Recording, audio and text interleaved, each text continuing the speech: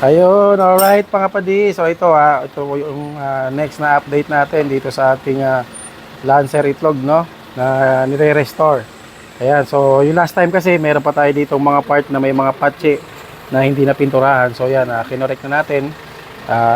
Kinulayan na natin. So okay na tayo dito. And then yung dito sa mga sa ilalim, yan po, napinturahan na natin, no? Naitim na natin yan mga padi. Para pag kinabit natin yung mga piyesang bago na mapangilalim, malinis na. Yan. So, ayan mga padi.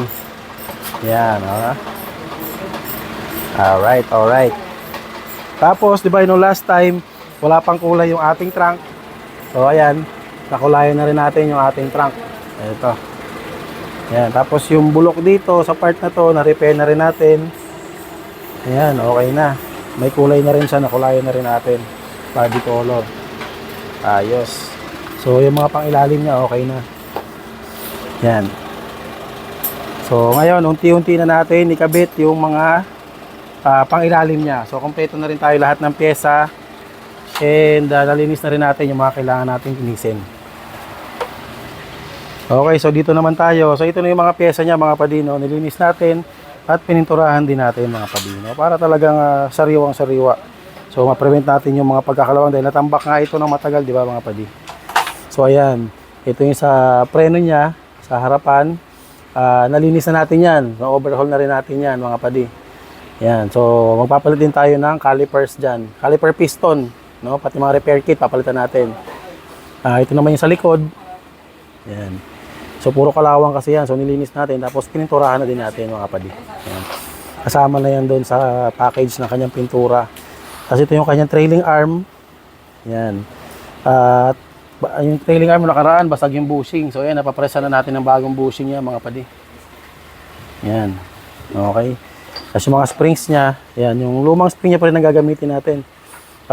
Pininturahan na lang din natin, no? Para maayos naman ang itsura. Hindi puro kalawang at dumi. Tapos ngayon, ito yung ating shocks. Bago na yung shocks natin. Ito yung harap. Fluid type po, no? Kapag front spring po sa mga Lancer itlog pizza, naka fluid type po yan, mga padi, no? Fluid type. Tapos yung likod yan, pwede natin i-gas type yung likod.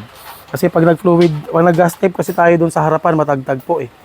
No, medyo iba yung laro ng suspension, no? Medyo matigas. Kaya fluid type tayo sa harap. Sa likod okay lang mag-gas type para hindi masyadong bumabagsak yung likod. Yan ang sakit ng mga Lancer natin eh. Tapos ayan, ito yung ating bagong rotor disc.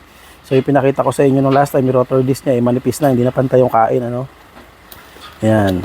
Tapos, ito yung ating bagong piston sa kanyang caliper. Ayan. Ito yung piston. Kasi yung caliper niya is kalawang na. Steering clamp. Ayan, papalit tayo. Shock mounting, tie rod end. Yan, fuel hose, brake hose. Ito brake hose natin bago sa harapan, no? Yan. Suspension arm. Yan, tapos yung sa likod niya, yung suspension arm sa likod din, buo na, papalitan natin buo para bago lahat. Sama na yung bushing niyan. Yan, mga padi. Yan, tapos ito yung mga lateral links. So lahat apat.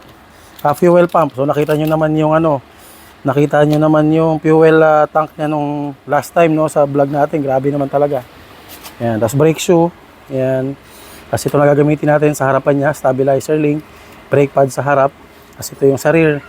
Gagamit na rin tayo ng polyurethane na rear stabilizer link bushing. Yan. Stabilizer clamp pala. Stabilizer clamp bushing. Tapos ito yung mga bagong inner and outer boot.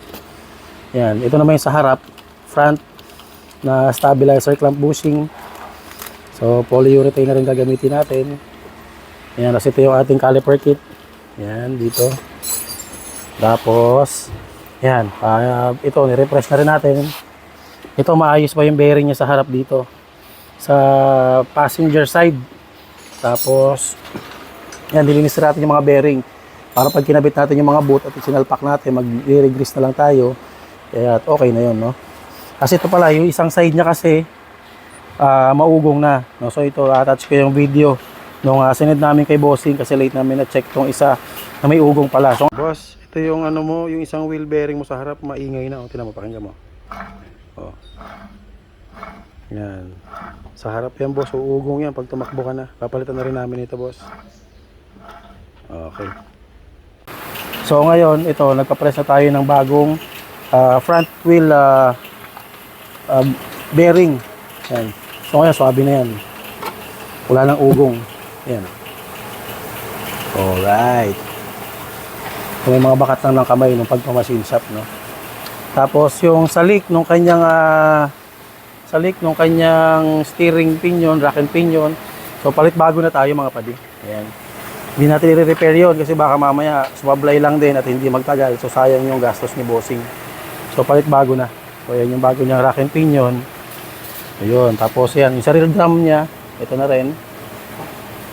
Ayan. Pininturahan na natin lahat para pag kinabit natin lahat sariwa talaga. Ayan. Tapos mga pa dito naman yung kanyang gas tank, no? Ayan. Pinapinturahan natin, no? Kasi syempre ito ay surplus lang yung gas tank natin pero sariwa yung loob. Hindi ko lang ito masyadong magalaw ngayon dahil nga kakapintura pa lang, no? Para ano lang, para at least sariwa pag kinabit natin maayos. Ayan. Yun, tapos ito naman yung ating subframe o yung ating talangka mga padi. So pininturahan na rin natin yan na yan. Diba? Para talagang wasari mga padi. Diba? Pag binuo natin yan, ako po, napakaganda talaga. So yun lang mga padi. Update lang dun sa itong restoration na ginagawa natin dito sa Lancer. Ito, alam ko marami naging curious sa inyo mga padi, no?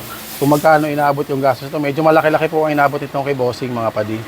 So sa ganitong trabaho, halos palit kasi lahat dahil nga natambak ng matagal-tagal ito. And si bossing willing naman gastusan para ma-restore at maging roadworthy itong kanyang Lancer, no, pag nailabas natin. Alright? So yun lang mga padi, maraming salamat sa pagsubaybay ninyo sa update nitong Lancer na ginagawa natin. And yun, sunod na step natin, kakabitin natin isa-isa itong mga itong mga pyesa natin, no, mga padi.